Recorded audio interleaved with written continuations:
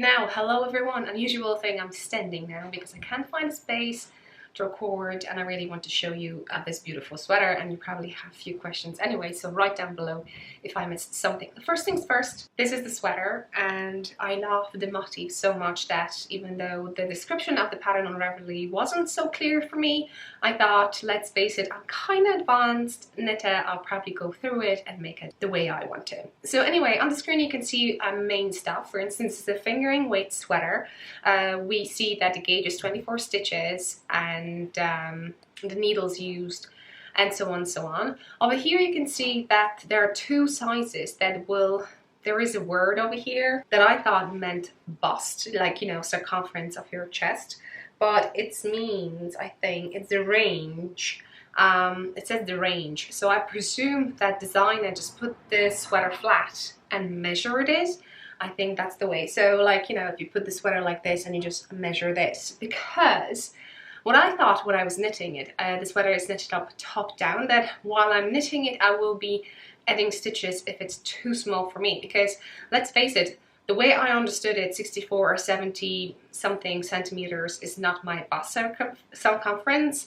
I have 100 centimeters, but then it kind of would make more sense if it's just a flat measurement of the garment, because that will double 70, that will be 140, which will be quite equal to 500 stitches that I ended up having around my chest area. Anyway, but I love the motif so much I could not resist, and as you probably see, and you probably will love it as much as I do, it is a beautiful motif. So the pattern has been updated while I was knitting it. I was posting some photos on Instagram, so yeah, maybe some of you have reached the designer and asked a few things, so I haven't checked that yet. I'm going to tell you just first things what I know while I was knitting it. So you knit it top down, and I was knitting it and I noticed there's no short rows. So basically you don't have a clue which is top, which is bottom. I wanted just maybe 3 or 4 rows of the difference, and this is what I got. If I want to have it deeper, I would go deeper, but I didn't want to risk it, especially that I was modifying it a little bit, and I knew it would be a little bit open neckline, so I did not want 2 big drops in front, if you know what I mean. So anyway, then we did a few rounds, then we knitted motif. It's charted, so it's beautiful. Then I modified a bit. You see those bits over here? I just did a basic 1 by 1 color work, but the pattern tells you to do something else, and so I just did not want to bother with thing it's written down over that. It is paid for pattern, so that's why I'm not telling you everything. And then what I realized, that I have a certain number of stitches, and then I checked my gauge, I checked the numbers, and I figure out, let's go and modified arms, because in the last 2 projects I knitted, so on the screen you can see first Navelli sweater, which is a top. It doesn't have a sleeve. I added a sleeve, and I was shy a little bit in regards to the puffed sleeves, but then I knitted a sparkling leaves sweater on the screen, and I modified the sleeve of that, although that sweater gives you 2 options, short or longer, but not puffed, and so I figured out I'm going to remake it the same way as I did, and I made my own sleeves, which I feel really cool. I'm kind of was born in the 80s, so in the 90s we had Anne from Green Gables, the version from the 1984 5, I think, and I love the actress and everything. So I presume this is just shows up my inner child over here. So I did that. In regards to the body, I had loads of stitches and I did not have that much yarn. I used my stash, and even on the stories on Instagram I was saying that I probably will go with just the short sleeves, but I have a thing with my arms. I'm not sure, it's completely, you know, silly, but I prefer to wear sweaters with sleeves or anything with sleeves. So amazing Sarah, she reached out to me after watching that story, and she said that she has 250-gram balls and she can send it to me. So she did, with a T and an extra skein, a beautiful yarn that what I'm going to do, I'm going to maybe design a sock colorwork pattern just as a thank you. And I was able to knit sleeves. So basically the sleeves are Sarah's, that's her sleeves, and they always will be. So yeah, so it took me one day to knit it, I think the whole thing, and I had some of my leftovers, then I think 38 grams that I have left from overall, and I edit these.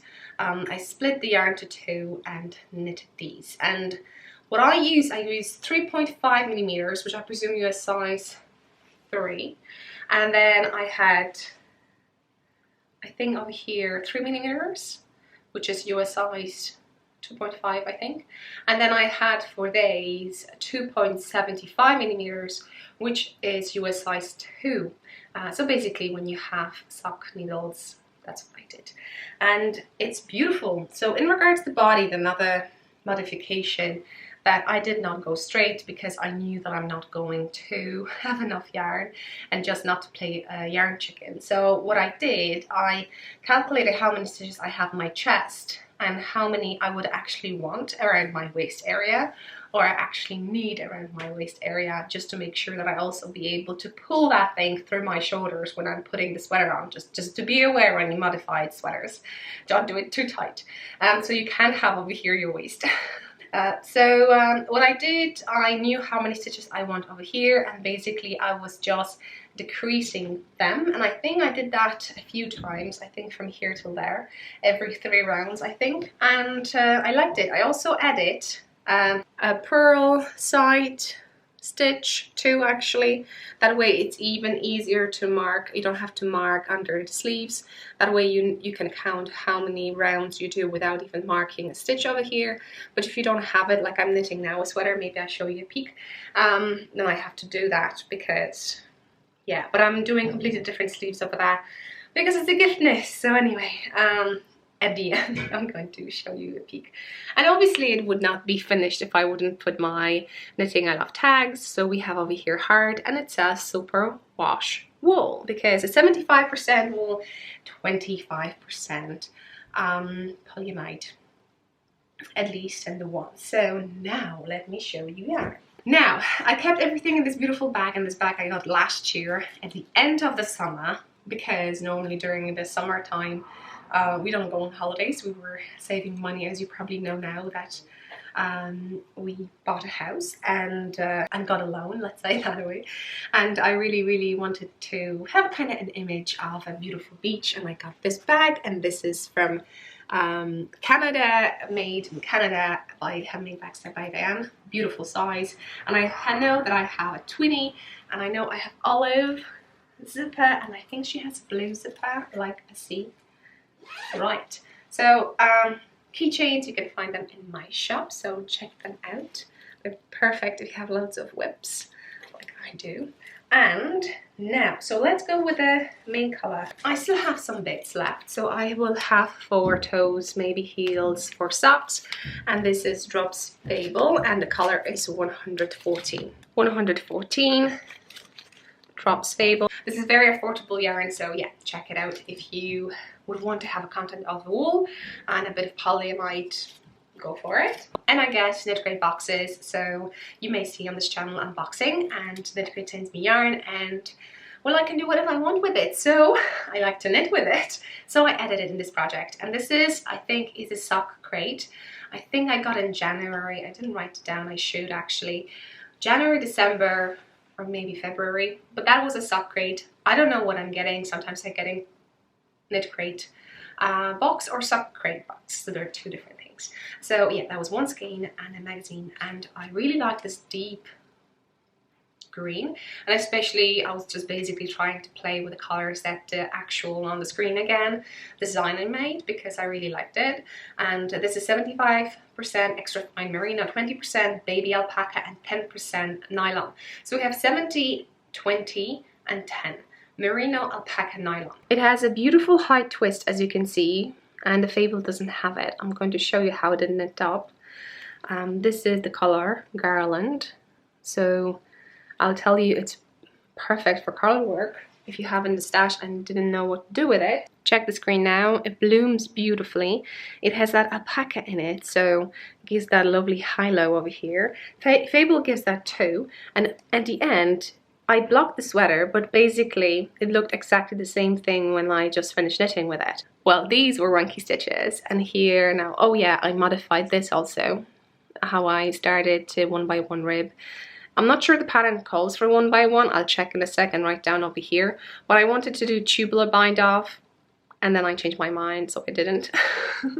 So over here you can see it's just a standard. Over here you can see my follow-up, I call it follow-up bind off method. You basically knit stitches, pull stitches, and the rest you do the same, just knit through the back loop. But I did my lovely tubular bind off on the sleeves because it gives you a beautiful finish, and I have two tutorials, so maybe I'll put a link down below and maybe also at the end if you're interested to see how to do it. There are a few methods I now know because of the sweater that I'm knitting, but I kind of stick to this one. It's less effort.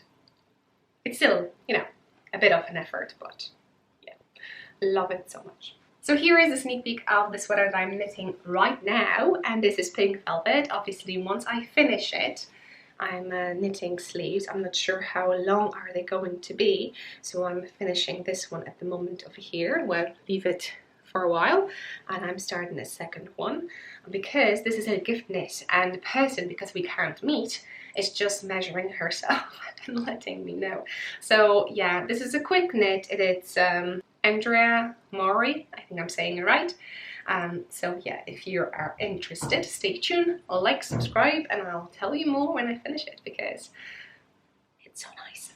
Okay, I think I haven't. Have I promised you something that I didn't deliver? Let me know down below. Well, anyway, I hope that's it. I hope you liked the sweater. And even though I'm calling it a sweater, it's basically like a t-shirt with the sleeves because it's a fingering weight and the yarn breathes nicely. Normally I would just have an underwear underneath, so a bra. and that's that, because it's so nice and I can't wait to wear it. I promised myself that this one, although it's so beautiful, I'm going to say that it will be for my gardening purposes. Some of my family members would say it's too pretty to wear, be worn in the garden, but yes, so nice. So a big thank you to the designer, and I recommend it. It was so much fun to knit. Just count your stitches, check where you are. If you've knitted a few sweaters already, I think you will go through it. Obviously at some stage just compare how many stitches you have on your needles with the gauge you are getting, and then you will know how many centimeters or inches you have around certain areas. Remember, around before dividing to body and sleeve, make sure that you have enough stitches, that you have circumference of your bust, circumference of both sleeves, and remember you need to add at least 2.5, so like 1 to 2 inches, 2.5 to 5 centimeters, or 1 to 2 inches extra, because otherwise we would not be able to move in the sweater, just to give emotions. Okay, so I hope you're enjoying. I hope you're not afraid to start knitting, and basically if you've knitted a hat and you haven't done it yet, check the Just Knit Hat basing thing, knitting in around. This is how you do the same thing. You knit in around, then you leave 2 things and you knit in around. And that's all. I hope you enjoyed this one. See you next one.